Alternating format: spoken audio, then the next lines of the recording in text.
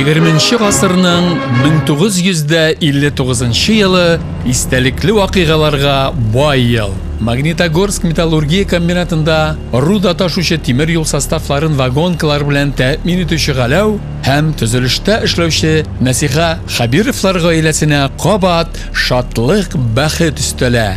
24 гыйнвар аларның гаиләсендә икенче уллары дөнья күрә. Рашид дип исем кушалар.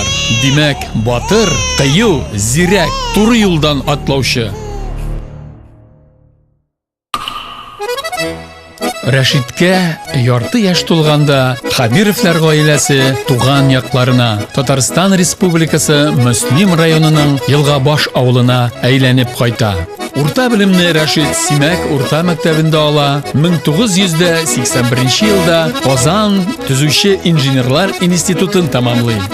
Хезмәт юлын баш калабыз Казан шәһәрендә башлап, аны Чаллыда КАМАЗ системасында дәвам итә.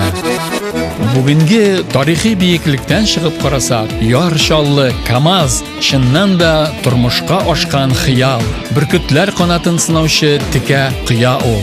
КАМАЗ Чаллы мәктәбен үткән егетләр үзләренең хезмәт юлларын илебезнең кайсы почмакларында гына дәвам итсәләр дә, беренче чиратта алар киң масштабта фикер йөртүче, иң югары дәрәҗәдә оештыру сәләтенә ия булган үз эшенең осталары булып танылалар. Алабуга шәһәре спецстрой сервис җаваплылыгы шикләнелгән җәмгыятенә ерак 1981 елның 23 мартында нигез салына. Башта ул Түбән Кама юллар төзү механикалаштырылган колоннасының участогы.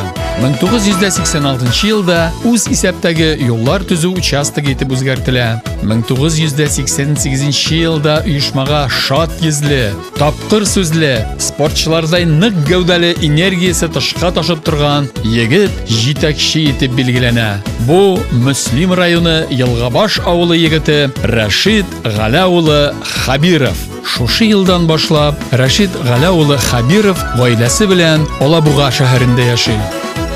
Наше предприятие очень крупное, рентабельное. Под руководством Рашида Галауча предприятие работает с большими показателями. Хотелось в этот день поздравить Рашида Галауча и сказать ему спасибо. Мы гордимся, что работаем с этим человеком. Елгабаш гап-гади бер татар авылы. Аның тирәсендә зур сулар да, биек таулар да юк. Бүтән булганы байлыгы иген кырлары, урман, болын, чишмә һәм тынгысыз күркәм кешеләре. Айларда яшәп, нинди генә дәрәҗәләргә ирешмик, безне һәр чак үзенә җәлеп итеп, яшәргә илаһи көч биреп торучы бөек төшенчәләр, туган як, туган авыл. Елгабашлыларның барысы да Рашид Галәү улы Хабировка рәхмәт әйтә. 2014 елда Рашид Галәү улы безгә шушы заман таләпләренә туры килгән, бүтән уңайлыклар тудырылган мәдәният үзәге, күп тармаклы үзәк бүләк итте. Юбилей уңаеннан Рашид Галәү улына мин чын күңелдән үземнең, авылдашларымның тирән рәхмәт хисләрен җиткерәсем килә. Елгабаш халкы Рашид улыбызга гомер буена рәхмәтле. Чөнки ул авыл халкына зур ярдәм күрсәтте. Авылыбыз матур һәм тату яши.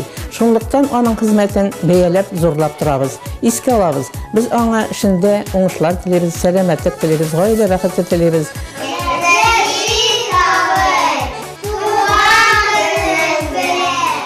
Безнең халык Рашид Галәү улы Хабировка бик зур рәхмәтле.